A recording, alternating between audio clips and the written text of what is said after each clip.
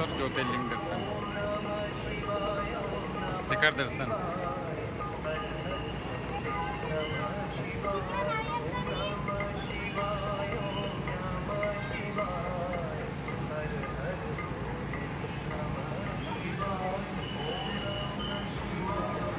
ये ओमकार परिक्रमा,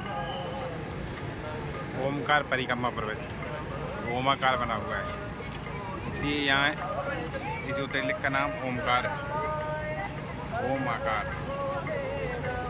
ओमाकार में पर्वत है। इसी परिक्रमा लगाने से सभी पापों का नाश होता है। ये है नर्मदा नदी,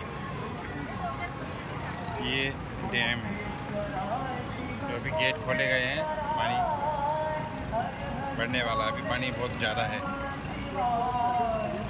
ओमकारेश्वर नर्मदा नदी।